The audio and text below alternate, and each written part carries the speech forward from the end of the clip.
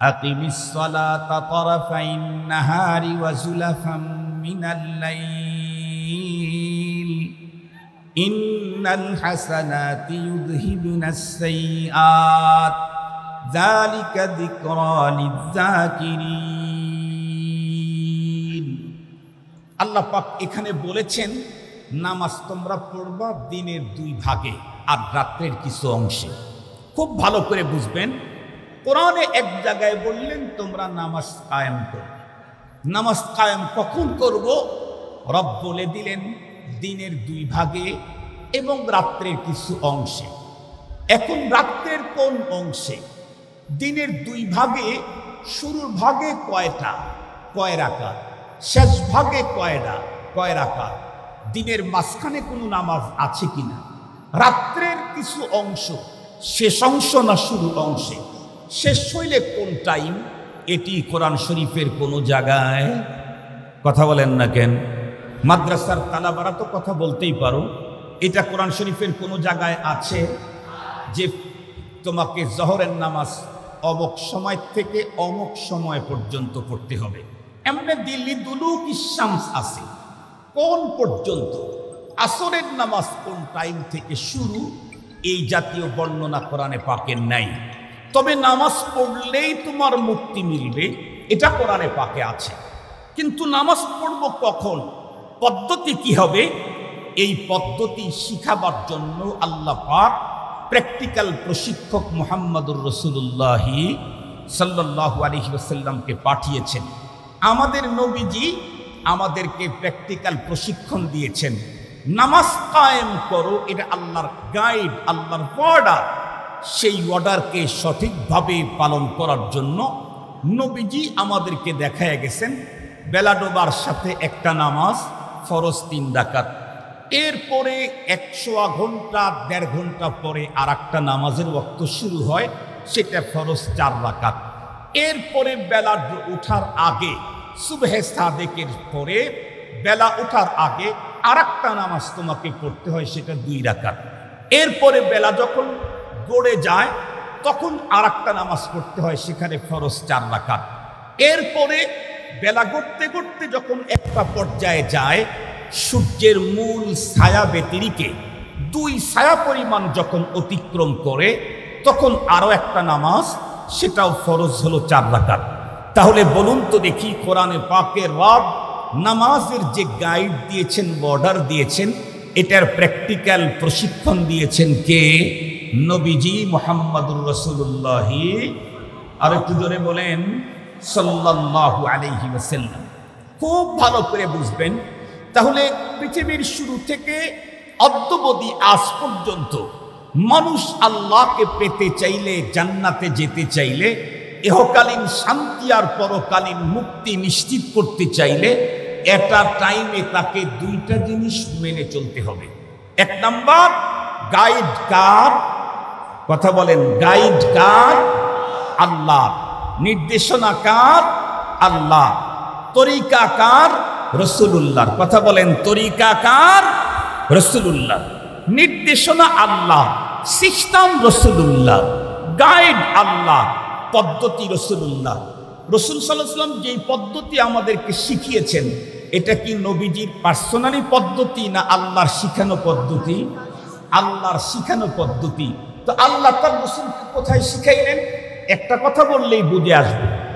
আল্লাহ পাক আমাদের উপরে 5 ওয়াক্ত নামাজ ফরজ করেছেন। এটা ফরজ হয়েছে কি মক্কাতে না মদিনাতে?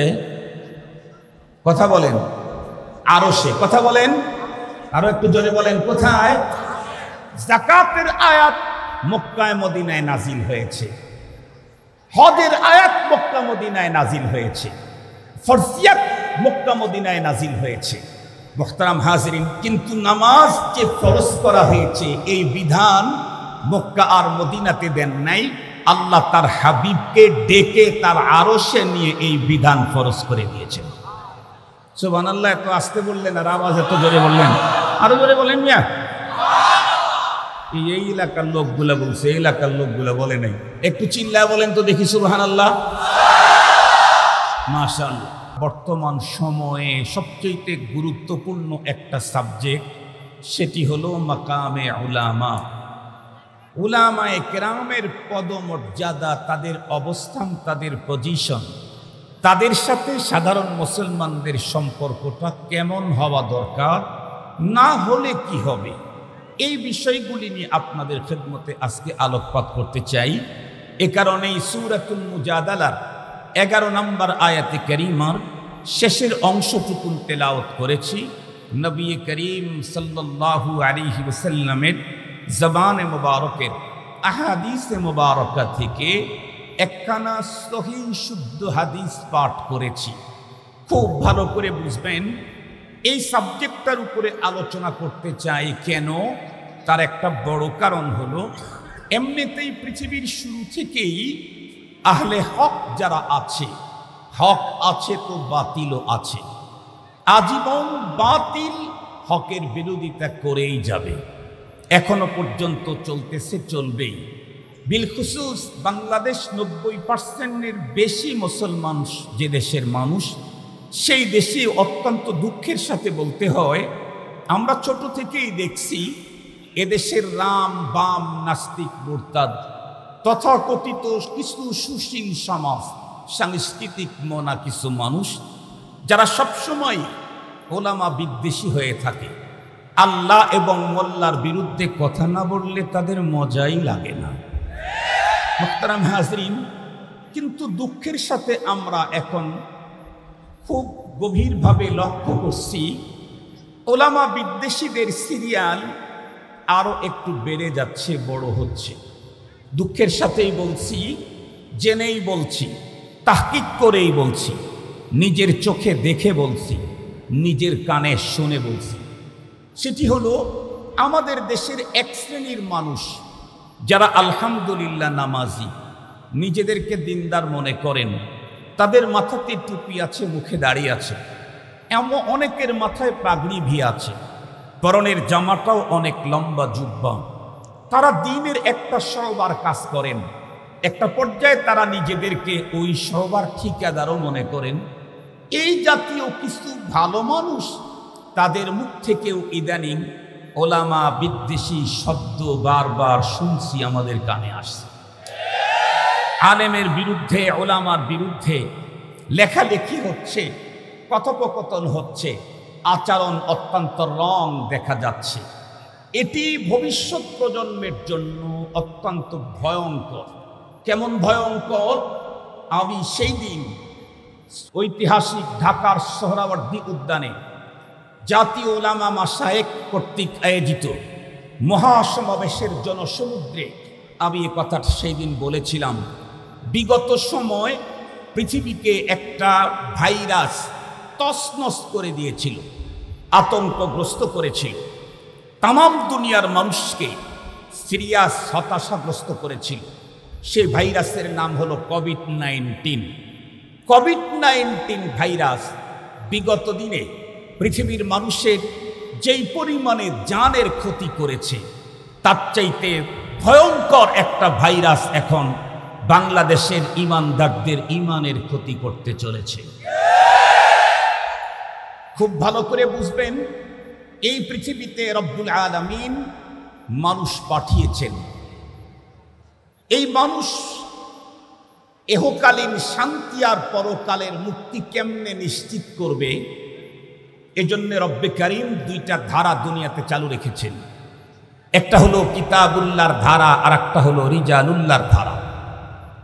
কিতাবুল্লাহ মানে আল্লাহ পাক তার পক্ষ থেকে গাইড দিয়েছেন, এটা করো, এটা করো, এটা করো, এটা করো, এইটা ছাড়ো, এইটা ছাড়ো, এটা ছাড়ো, এটা ছাড়ো। এখন যেইগুলি করবেন, যেইগুলি ছাড়বেন, এ করবেন কেমনে আর ছাড়বেন কেমনে?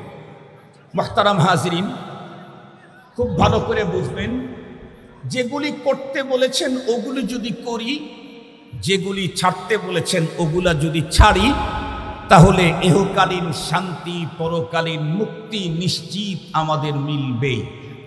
তবে করণীয় কাজগুলি কেমনে করব, বর্জনীয় কাজগুলি কেমনে ছাড়ব, এটার প্র্যাকটিক্যাল প্রশিক্ষণ দেওয়ার জন্য আল্লাহ পাক তার পক্ষ থেকে প্রশিক্ষকও পাঠিয়েছেন। গাইডকে বলা হয় কিতাবুল্লাহ, প্রশিক্ষকদেরকে বলা হয় রিজালুল্লাহ, যার ধারা হযরতে আদম আলাইহিস সালাম থেকে শুরু হয়ে আমাদের মহানবী মুহাম্মদুর রাসূলুল্লাহ, একটু জোরে পড়েন না, সাল্লাল্লাহু আলাইহি ওয়াসাল্লাম পর্যন্ত এসে শেষ হয়ে গেছে। কোরআনে পাক যে গাইড আল্লাহ পাক নাজিল করেছেন তার 104 নম্বরের গাইড কোরআনুল কারীম, আল্লাহর কিতাব, আল্লাহর কালাম। খুব ভালো করে বুঝবেন, এই গাইড আল্লাহ পাক পাঠিয়ে দিয়েছেন। এই গাইডের প্র্যাকটিক্যাল প্রশিক্ষকও আল্লাহই পাঠাইছেন, মুহাম্মদুর রাসূলুল্লাহ সাল্লাল্লাহু আলাইহি ওয়াসাল্লাম। এখানে অধিকাংশ যেহেতু উলামা তলাবা, খুব ভালো করে বুঝবেন আপনারা, কোরআনে আল্লাহ পাক যেই অর্ডারগুলি দিয়েছেন তার ভিতরে অন্যতম একটা অর্ডার হলো আকিমুস সালাহ, তোমরা নামাজ কায়েম করো। নামাজ কায়েম কখন করব এটাও আল্লাহ পাক বলেছেন, আকিমিস সালাতা তারাফাইন নাহারি ওয়া যুলাফাম মিনাল লাইল ইন্নাল হাসানাতি ইউযহিবুনাস সাইয়্যাত যালিকা যিকরা লিয-যাকিরিন। আল্লাহ পাক এখানে বলেছেন নামাজ তোমরা পড়বা দিনের 2 ভাগে আর রাতের কিছু অংশে। খুব ভালো করে বুঝবেন, কোরআনে এক জায়গায় বললেন তোমরা নামাজ কায়েম করো। নামাজ কায়েম কখন করব রব বলে দিলেন, দিনের 2 ভাগে এবং রাত্রের কিছু অংশে। এখন রাত্রের কোন অংশে? দিনের 2 ভাগে শুরুর ভাগে কয় রাকাত, শেষ ভাগে কয় রাকাত, দিনের মাঝখানে কোনো নামাজ আছে কিনা, রাত্রের কিছু অংশ শেষ অংশ না শুরু অংশে, শেষ হইলে কোন টাইম, এটি কোরআন শরীফের কোনো জায়গায়, কথা বলেন না কেন? মাদ্রাসার তালাবারা তো কথা বলতেই পারো, এটা কোরআন শরীফের কোনো জায়গায় আছে যে তোমাকে জোহরের নামাজ অমুক সময় থেকে অমুক সময় পর্যন্ত পড়তে হবে? এমনি দিল্লি দুলুক শামস আছে, কোন পর্যন্ত? আসরের নামাজ কোন টাইম থেকে শুরু, এই জাতীয় বর্ণনা কোরআনে পাকের নাই। তবে নামাজ পড়লেই তোমার মুক্তি মিলবে, এটা কোরআনে পাকে আছে। কিন্তু নামাজ পড়ব কখন, পদ্ধতি কি হবে, এই পদ্ধতি শিখাবার জন্য আল্লাহ পাক প্র্যাকটিক্যাল প্রশিক্ষক মুহাম্মদুর রাসূলুল্লাহ সাল্লাল্লাহু আলাইহি ওয়াসাল্লামকে পাঠিয়েছেন। আমাদের নবীজি আমাদেরকে প্র্যাকটিক্যাল প্রশিক্ষণ দিয়েছেন। নামাজ কায়েম করো, এটা আল্লাহর গাইড, আল্লাহর অর্ডার। সেই অর্ডারকে সঠিকভাবে পালন করার জন্য নবীজি আমাদেরকে দেখায় গেছেন। বেলা ডোবার সাথে একটা নামাজ ফরজ 3 রাকাত, এরপরে 100 ঘন্টা 1.5 ঘন্টা পরে আর একটা নামাজের ওয়াক্ত শুরু হয়, সেটা ফরজ 4 রাকাত। এরপরে বেলা ওঠার আগে, সুবহে সাদেকের পরে বেলা ওঠার আগে আর একটা নামাজ তোমাকে পড়তে হয়, সেটা 2 রাকাত। এরপরে বেলা যখন গড়ে যায় তখন আর একটা নামাজ পড়তে হয়, সেখানে ফরজ 4 রাকাত। এরপরে বেলা গড়তে গড়তে যখন একটা পর্যায়ে যায়, সূর্যের মূল ছায়া ব্যতিরিকে 2 ছায়া পরিমাণ যখন অতিক্রম করে, তখন আরো একটা নামাজ, সেটাও ফরজ হলো 4 রাকাত। তাহলে বলুন তো দেখি, কোরআনে পাকের রব নামাজের যে গাইড দিয়েছেন, অর্ডার দিয়েছেন, এটার প্র্যাকটিক্যাল প্রশিক্ষণ দিয়েছেন কে? নবীজি মুহাম্মদুর রাসূলুল্লাহ, আর একটু জোরে বলেন, সাল্লাল্লাহু আলাইহি ওয়াসাল্লাম। খুব ভালো করে বুঝবেন। তাহলে পৃথিবীর শুরু থেকে অদ্যাবধি আজ পর্যন্ত মানুষ আল্লাহকে পেতে চাইলে, জান্নাতে যেতে চাইলে, ইহকালীন শান্তি আর পরকালীন মুক্তি নিশ্চিত করতে চাইলে, একটা টাইমে তাকে 2টা জিনিস মেনে চলতে হবে। 1 নাম্বার, গাইড কার? কথা বলেন, গাইড কার? আল্লাহ। নির্দেশনা কার? আল্লাহ। তরিকা কার? রাসূলুল্লাহ। কথা বলেন, তরিকা কার? রাসূলুল্লাহ। নির্দেশনা আল্লাহ, সিস্টেম রাসূলুল্লাহ, গাইড আল্লাহ, পদ্ধতি রাসূলুল্লাহ। রাসূল সাল্লাল্লাহু আলাইহি ওয়াসাল্লাম যেই পদ্ধতি আমাদেরকে শিখিয়েছেন, এটা কি নবীজির পার্সোনালি পদ্ধতি না আল্লাহর শিখানো পদ্ধতি? আল্লাহর শিখানো পদ্ধতি। তো আল্লাহ তার রাসূলকে কোথায় শিখাইলেন? একটা কথা বললেই বুঝে আসবে। আল্লাহ পাক আমাদের উপরে 5 ওয়াক্ত নামাজ ফরজ করেছেন। এটা ফরজ হয়েছে কি মক্কাতে না মদিনাতে? কথা বলেন।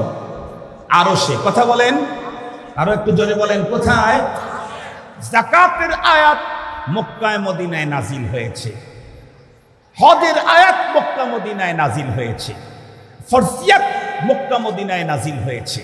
মুহতারাম হাজিরিন, কিন্তু নামাজ যে ফরজ করা হয়েছে এই বিধান মক্কা আর মদিনাতে দেন নাই।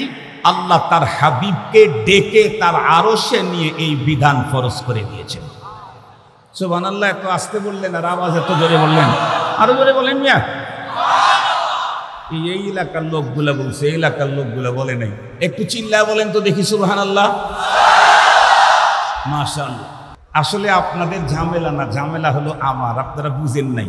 আমার যে বাম কানে আসলে শুনি না, এটা তো আপনারা জানেন না। এই জন্য ডান দিক কান ভালো আছে দেখে এদিকের আওয়াজ আমার কানে ঢুকছে, আমার বাম কানে আওয়াজ শুনি না, তাই মনে হয়েছে যে আপনারা বলেন না, আসলে আপনারা বলেছেন। মুহতারাম হাজিরিন, খুব ভালো করে কথাগুলি বুঝবেন, খুব ভালো করে কথাগুলি বুঝবেন। ওরা আওয়াজ করে করুন, মাইকের চাইতে তো আর ওদের আওয়াজ বেশি না।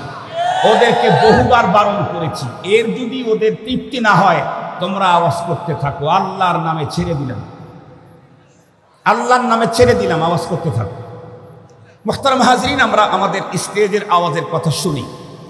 আল্লাহ পাক রব্বুল আলামিন নামাজকে ফরজ করলেন তার আরশে।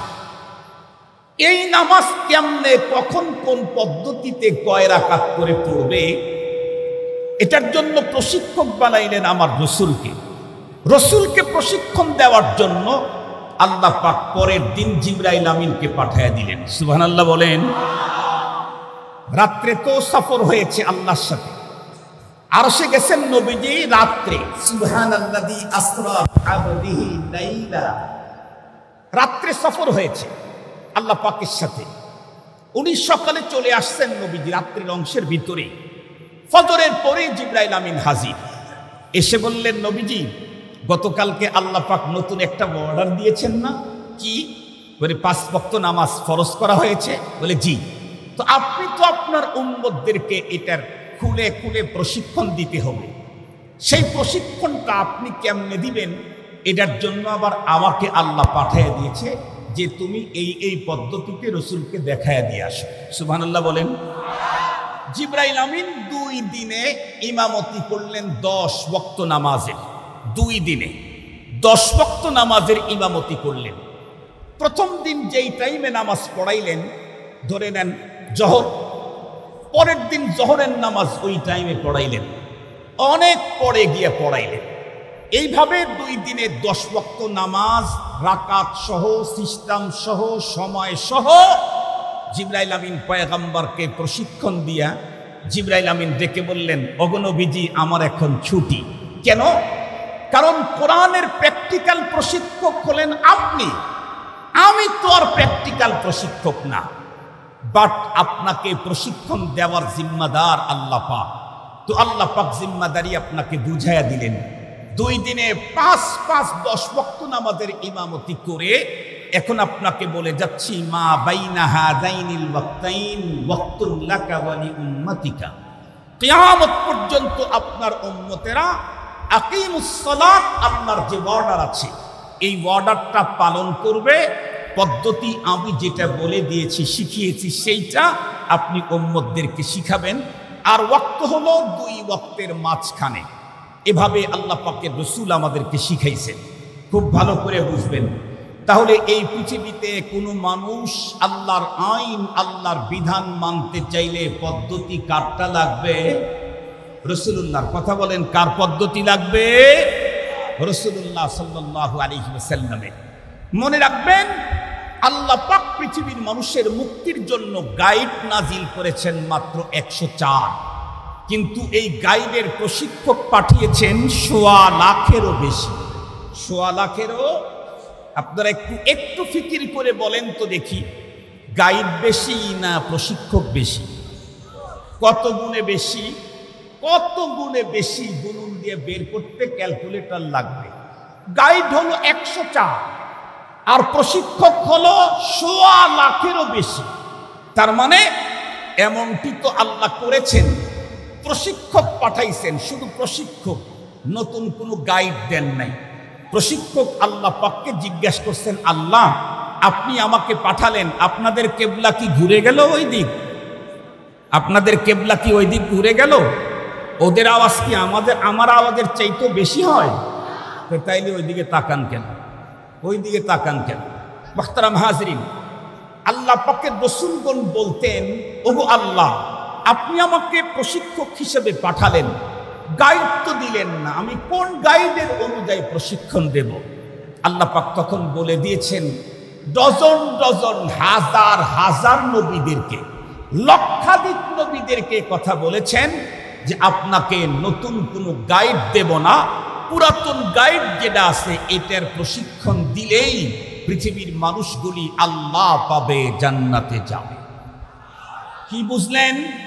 বুঝা গেল কিতাব ছাড়া পয়গম্বর এসেছেন, পূর্বের কিতাব দিয়াও তারা পৃথিবীর মানুষকে জান্নাতের পথ দেখাইছেন, কিন্তু একটা কিতাব পৃথিবীতে এমন নাজিল করেন নাই যে কিতাব পাঠাইছেন কিন্তু প্রশিক্ষক দেন নাই। প্রশিক্ষক পাঠাইছেন, নতুন কিতাব দেন নাই। এটা 1 লাখের উপরে নবী রাসূল আছে যাদেরকে নতুন কিতাব দেন নাই, কিন্তু কিতাব দিয়েছেন, প্রশিক্ষক পাঠান নাই। এই রকমের কিতাব পৃথিবীতে একটাও নাই। কারণ হলো কিতাব যদি আগেরটাও হয়, ওই গাইড দিয়েই একজন প্রশিক্ষক পৃথিবীর মানুষকে জান্নাতের পথ দেখাইতে পারবে। পক্ষান্তরে যদি গাইড নাজিল করা হয় আর প্রশিক্ষক যদি না দেওয়া হয়, শুধু কিতাব দিয়ে পৃথিবীর একজন মানুষও আল্লাহ পাওয়ার পথ খুঁজে পাবে না। এখন আরো একটু জোরে বলেন, ঠিক না ব্যাঠিক? এখান থেকে এই স্পষ্ট বার্তা আপনাদের খেদমতে পৌঁছাইতে চাই। শুধু কোরআন, শুধু হাদিস, নিজের ভাষার পাণ্ডিত্যের কারণে, আমি তো বাংলাতে এক্সপার্ট, ইংরেজিতে এক্সপার্ট, উর্দুতে আমি মাহের, আরবিতে আমি দক্ষ, ফার্সিতে আমি এক্সপার্ট, সঙ্গত কারণেই আমি কোরআন তফসির খুঁজে খুঁজে আমার জীবন চলার পথ বের করব। আমি তফসির দেখে দেখে আমার আখিরাতের পথ, আমি এখান থেকে পথ চলার পথ বের করব। কাল্লা লা ইউমকিন, জিন্দেগিতেও তা হবে না, জিন্দেগিতেও তা হবে না। শুধু কিতাবুল্লাহ দিয়ে, শুধু হাদিসের রাসূল দিয়ে কখনোই একজন মানুষ আল্লাহর জান্নাতের পথ খুঁজে বের করতে পারবে না, যতক্ষণ পর্যন্ত প্রশিক্ষণ প্রাপ্ত প্রশিক্ষকের অধীনে না থাকা হয়। এজন্যই মনে রাখবেন পৃথিবীর একমাত্র জ্ঞান, যেই জ্ঞান আর একজন পর্যন্ত পৌঁছাইতে চাইলে পূর্বের সূত্র ঠিক রাখা লাগে। আমি বুখারী কার কাছে পড়েছি? শেখুল হাদিস আল্লামা আজিজুল হক রাহমাতুল্লাহি আলাইহির কাছে। উনি এই বুখারীর প্রশিক্ষণ কার কাছ থেকে নিয়েছেন? উনি কার কাছ থেকে নিয়েছেন? উনি কার কাছ থেকে নিয়েছেন? উনি কার কাছ থেকে নিয়েছেন? উনি কার কাছ থেকে নিয়েছেন? উনি কার কাছ থেকে নিয়েছেন? উনি ইমাম বুখারীর কাছ থেকে নিয়েছেন। ইমাম বুখারী হাদিস কার কাছ থেকে নিয়েছেন?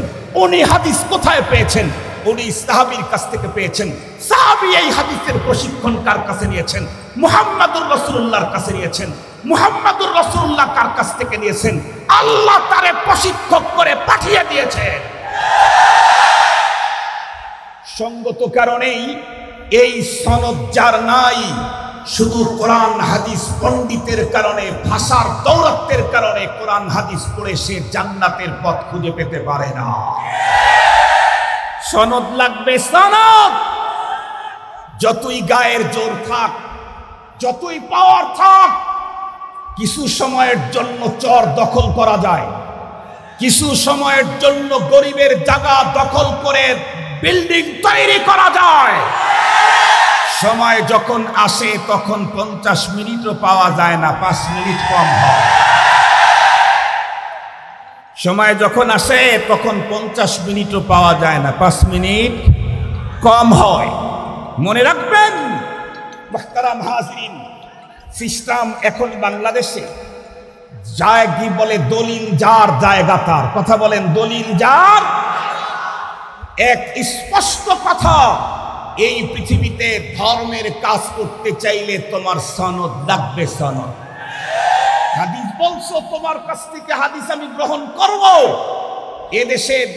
এদেশের কোন খাদ্য বিএসটিআই অনুমোদন ছাড়া কোনো খাদ্য যেমন বাংলাদেশে চলে না।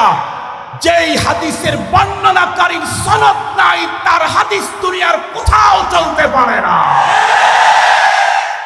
বিএসটিআই যদি অনুমোদন না দেয়, চানাচুরও চলে না। আমি চানাচুরের ব্যবসা করছি তো এই জন্য ভালো বুঝি। বিএসটিআই এর যদি অনুমোদন না থাকে, চানাচুরও বিক্রি করা যায় না। মুহতারাম হাজরিন, আমাদের দেশের কিছু মানুষ নিজেদেরকে যারা ধর্মের ঠিকাদার মনে করছে, এখন তারা আলেমদেরকে বৃদ্ধাঙ্গুলি প্রদর্শনে ধর্মের কাজ করতে চাচ্ছে। স্পষ্ট ভাষায় বলছি, তোমার কাছে কোনো দলিল নাই, প্রমাণ নাই, অনুমোদন নাই। ধর্মের কাজ কিয়ামত পর্যন্ত, নবী বলেছেন আল আম্বিয়া আল উলামা ওয়ারাসাতুল আম্বিয়া, উলামায়ে কেরাম নবীগণের ওয়ারিস। তাদের কাছে পেপারস আছে, তাদের কাছ থেকে দিন নেবে। অন্য কারো কাছ থেকে যেই দিন গ্রহণ করবে, সেই দিন ঝামেলা মুক্ত হতে পারে না। মুসলমান ভাইরা রে, আমার কথা ভালো করে বুঝবেন। মূলত আমি যেই কথাটা আপনাদের খেদমতে বলতে চাইতেছি, সেটি হলো, খুব ভালো করে বোঝার জন্য অনুরোধ করছি, সেটি হলো নবীর যুগে নবীকে বাদ দিয়ে পৃথিবীর কেউ যেমন আল্লাহর জান্নাতের পথ পায় নাই, কিয়ামত পর্যন্ত নায়েবে নবীদেরকে বাইপাস করে, মাইনাস করে পৃথিবীর কোনো মানুষ আল্লাহ পেতে পারে না, জান্নাতে যেতে পারে না। আল্লাহ পেতে পারে না, জান্নাতে যেতে পারে না। বিষয়টাকে আমি আমার জবান দ্বারাজি করে বুঝাইতে চাই না, বরং পয়গম্বরের জবান থেকে আপনাদেরকে একটা হাদিস শোনায় দিলেই বুঝবেন। আল্লাহর পয়গম্বর বলেন, উবদু আলিমান আও মুতাআল্লিমান আও মুহিব্বান আও মুস্তামিআ ওয়ালা তাকুনিল খামিসু ফাতাহলিক। বিশ্বনবীজি বলেন, পৃথিবীর মানুষ, তোমরা চারটা গ্রুপের যে কোনো একটা গ্রুপে ঢোকো। হয়তো তুমি আলেম হও, না হয় তুমি তালিবুল ইলম হও, না হয় তুমি আলেমদেরকে মুহাব্বতকারী হও, না হয় আলেমের কথাগুলাকে শ্রবণকারী হও। এই চার গ্রুপের বাইরে তুমি যেও না। আল্লাহ পাকের পয়গম্বর বলেন, এই চার গ্রুপের বাইরে গেলে ফাতাহলিকু, তুমি ধ্বংস হয়ে যাবে। কয়টা গ্রুপ, কয় জামাত? এই হাদিসে চার জামাতের কথা বলা হয়েছে। এর বাইরে গেলেই ফাতাহলিক, তুমি ধ্বংস হবে। এটা কি আব্দুল বাসেদের কথা? আব্দুল বাসেদের আব্বার কথা? মামুনুল হকের কথা? মামুনুল হকের বাপের কথা? কার কথা? কথাটা আল্লাহ বলাইছেন, আল্লাহ বলেছেন মুহাম্মাদুর রাসূলুল্লাহ সাল্লাল্লাহু আলাইহি ওয়াসাল্লাম। এটা ওহীর কথা, ওহী। এটা পয়গম্বরের হাদিস। চার গ্রুপের বাইরে যেও না, তাইলে তুমি হালাক হয়ে যাবে। প্রথম গ্রুপ কোনটা? আল্লাহ পাকের রাসূল বলেন, কুল উগদু আলিমান, তুমি আলিম হও। তাহলে এক নম্বর গ্রুপে তুমি ঢুকে গেলে। আলেমের এত বড় কি মর্যাদা! হ্যাঁ, তুমি যদি আলিম হতে পারো, তাহলে আসমানের নিচে জমিনের উপরে সবচেয়ে বড় মর্যাদার অধিকারী মানুষ হয়ে গেল। সুবহানাল্লাহ বলবেন কি না বাড়ির যায় বলবেন? একটু বলেন না, এখানেই বলবেন না বাড়ির যা সুবহানাল্লাহ বলবেন? তাহলে একটু সুবহানাল্লাহ মাঝে মাঝে বলবেন। সুবহানাল্লাহ আলহামদুলিল্লাহর আওয়াজ যখন বাড়বে, বাইরের আওয়াজটা তখন থেমে যাবে ইনশাআল্লাহ। আলেম যদি হয়, তাহলে সে কত বড় হতে পারে। বলতেছিলাম, সব তুমি আলেম হয়ে যাও, শোনা যায় তো এখন? কেন? আলেম যদি হও, পৃথিবীর সবচেয়ে দামি মানুষ হয়ে গেল। আলেমের দাম কি এত? বলে হ্যাঁ। কে বলেছেন? কে বলেছেন যদি বলেন, তাহলে আমি বলবো, আল্লাহ বলেছেন, দুই পদ্ধতিতে বলেছেন। সুবহানাল্লাহ বলেন। বলেছেন কে? কয় পদ্ধতিতে বলেছেন? দুই পদ্ধতিতে। আল্লাহ পাক তার রাসূলকে বললেন, আপনি বলেন, খায়রুকুম মান তাআল্লামাল কুরআনা ওয়া আল্লামা, তোমাদের সমস্ত মানুষের মধ্যে সবচাইতে শ্রেষ্ঠতম তো ওই ব্যক্তি যে কোরআনে পাকের আলেম অথবা তালিবুল ইলম। আলহামদুলিল্লাহ বলেন। এটা তো রাসূলকে দিয়ে আল্লাহ বলাইলেন। এরপরে আবার আল্লাহ নিজেই বলতেছেন। আল্লাহ কি বলেন? কোরআনে হাকিমের সূরাতুল মুজাদালা 11 নম্বর আয়াত শেষের দিকে আল্লাহ তাআলা বলেন, ইয়ারফাইল্লাহুল্লাযীনা আমানু মিনকুম ওয়াল্লাযীনা উতুল ইলমা দারাজাত। এই পৃথিবীর মানুষ, এই পৃথিবীতে যত কোটি লক্ষ মানুষ তোমরা দেখো, যেমন ধরে নেন আজকের পৃথিবীতে তামাম দুনিয়াতে মানুষের সংখ্যা হলো 800 কোটি। এর ভিতরে বন্ধুরা আমার ইমানদারের সংখ্যা হলো শুধুমাত্র কেবলমাত্র বন্ধুরা আমার 200 কোটি। তার মানে 1/4%, 4 ভাগের 1 ভাগ হলো মুসলমান। আল্লাহ পাকের কোরআনে আল্লাহ বলেন, সমস্ত মানুষের মধ্যে মর্যাদার দিক থেকে উন্নত বন্ধুরা আমার কারা? আল্লাহ বলেন, যারা ঈমান এনেছে তারা। আল্লাহু আকবার বলেন। ঈমানদারের মর্যাদা কি পরিমাণে আল্লাহ পাক নিজেই কোরআনে হাকিমের আরেক আয়াতে বলেন, আল্লাহু ওয়ালিয়ুল্লাযীনা আমানু ইউখরিজুহুম মিনাজ-যুলুমাতি ইলান-নূর। আল্লাহ বলেন, এই পৃথিবীর ঈমানদার যারা, আমি আল্লাহই তাদের গার্ডিয়ান। আল্লাহু আকবার। রব যদি আমার গার্ডিয়ান হন, তাহলে তো পৃথিবীর অন্য কেউ আমাকে কোনো ক্ষতি করতে পারবে না।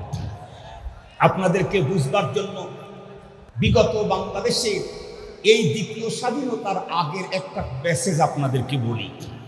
আপনাদের মনে পড়ে মনে হয়, বাংলাদেশের একজন বিগত সময়ের একজন নেতা ছিল।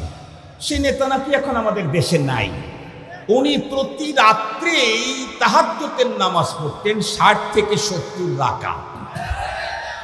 এরকম বুজুর্গ নেতা আপনাদের ছিল না একটা সময়? ছিল।